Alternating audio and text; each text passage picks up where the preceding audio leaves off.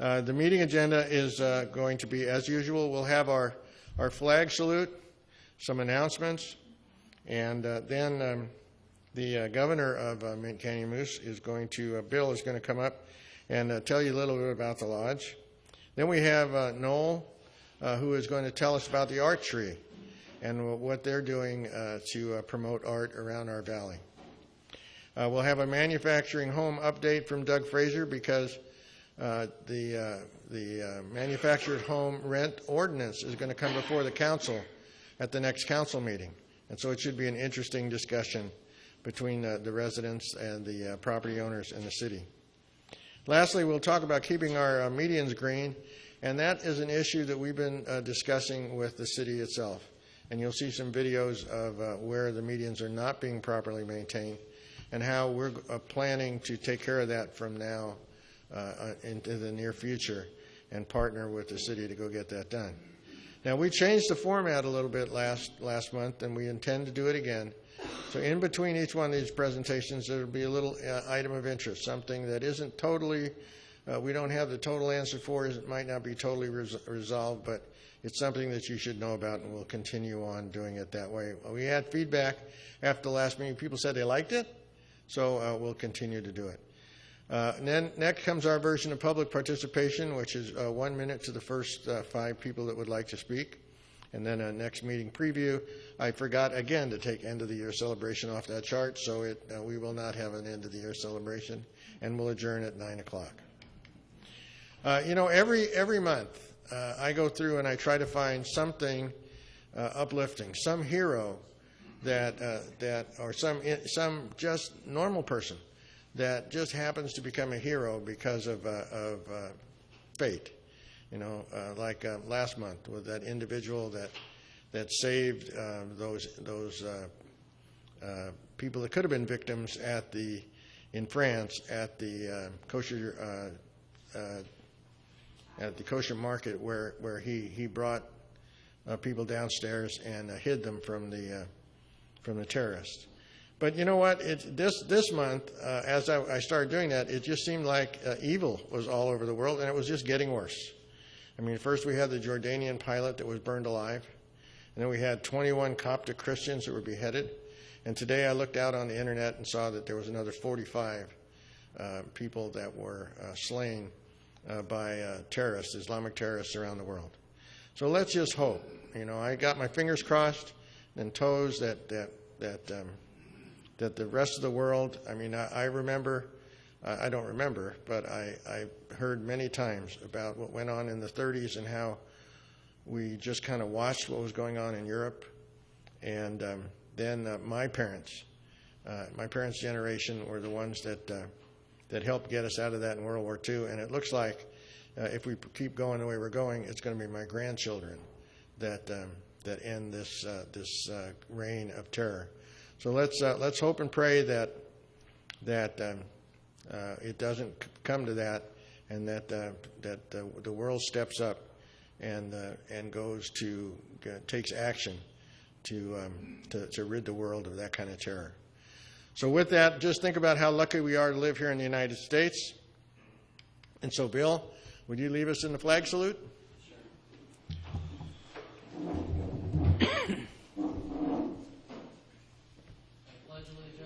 To the flag of the United States of America, and to the republic for which it stands, one nation, under God, indivisible, with liberty and justice for all. Thank you.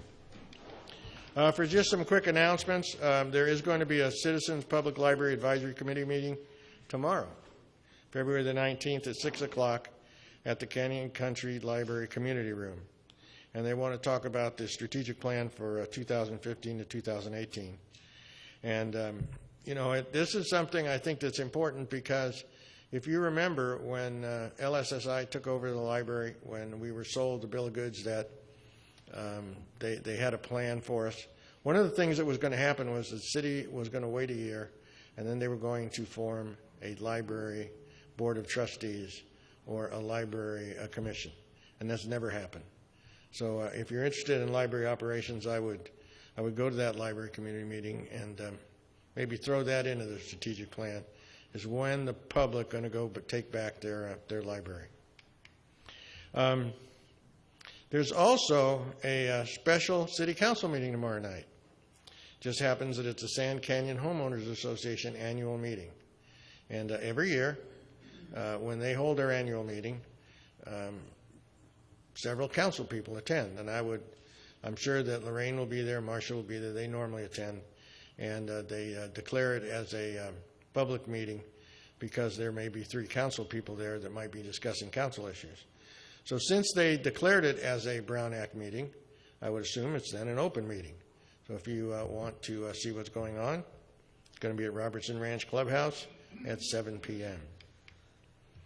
On March 18th, in the newspaper today, Metro is going to hold a meeting on unmet public transit needs. So we've had people come to us and present to us and talk to us about the need for public transit down to mental health facilities. We've had that several times. And so if you have an input, it's on March the 18th. But I know you won't go there because that's the night of the Canyon Country Advisory Committee. But they will accept written comments through April the 1st, an appropriate date for Metro. So if you have some comments that you want to make, that would be a good way to do it. Cowboy Festival, again, we talked about it last month, but it's still in April. The 15th to the 19th, it's going to be at William S. Hart Park. It should be a grand time. There's going to be festivities at the Canyon Theater Guild and the Repertory Playhouse.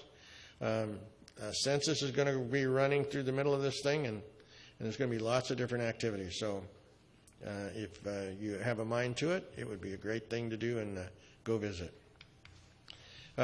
Attendance was up last month. Everybody, I guess, wanted to hear the sheriff. Sheriff was here. I thought he did a really great job, so attendance was up. And video views were up as well. But it was interesting because the video views, the top video view getter for the month was the Chiquita landfill presentation. And so 86 people took a look at that. And I guess we raised a little bit of ruckus over that. We'll talk about it as one of our items of interest as maybe the West Ranch Beacon wasn't too happy with us. But at the same time, we did invite them, and we'll talk about that. And you can see that they're not here. Do we have anybody who wants to talk? Is Sandra still here? No, she had to leave. Oh, okay. She was talking about the fact that I got to make sure I get this right. Maybe Patty knows. Sunday, we're supposed to be invaded by a group from, tell us. The Westboro Baptist Church. The Westboro Baptist Church is a small sect. They're not really part of any traditional Baptist church. They've been called a hate group. It's mostly a family, multi-generational family, but they have a history of turning out at troops' funerals and protesting. One of their big issues is gay rights and marriage equality. So their premise is that the United States is being punished.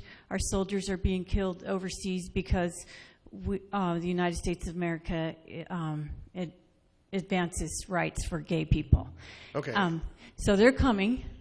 They have issued press releases. They have selected 6 churches in the Santa Clarita Valley, and they're going to be demonstrating outside of 6 churches. And they're on their way to the Oscars because they're protesting against Hollywood too. Also, so there are some counter protests being planned. You can find them on. There's some Facebook events.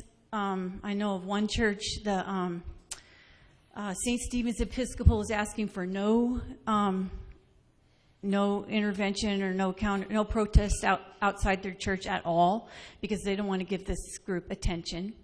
But it is interesting why they picked Santa Clarita, because Santa Clarita isn't exactly the bastion of liberalism, but they have picked our community, and they have identified the time and place, starting at 8 a.m. Sunday, going till about 10:30. Well, I'm a member of the Patriot Guard. Does anybody know what that is? Patriot Guard is the group. It's a motorcycle group. Dwayne Hardy is a member of the Patriot Guard also, that escorts the returning service members that have died in combat. And I know that in many cases, in funerals and so forth, they form lines and barriers to separate the individuals from the families. So do you know if they're going to show up? No? Okay, I'll find out. Okay.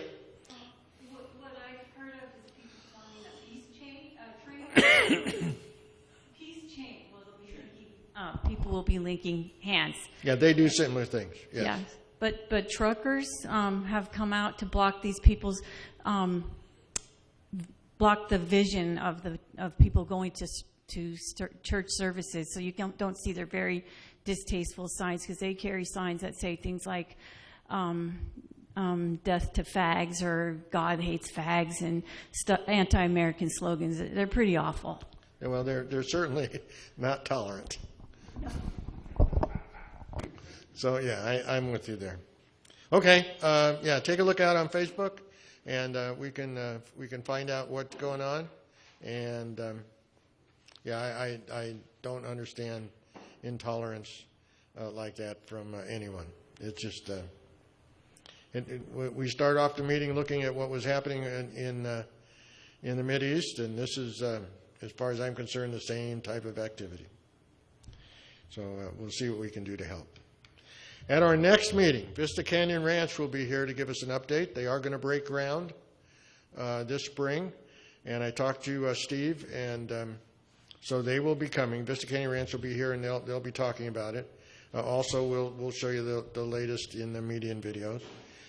We're still, at some point in time, going to talk about business improvement districts, and maybe at one point in time talk about Santa Clarita crime statistics, because they appear to be going up as we speak.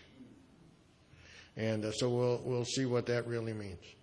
So I want to thank all of you for again choosing to attend and participate in the Canyon Country Advisory Committee meeting. Hope to see you back next month, and come have dinner with us. It's really great, and looking forward to talking with you again. Thank you.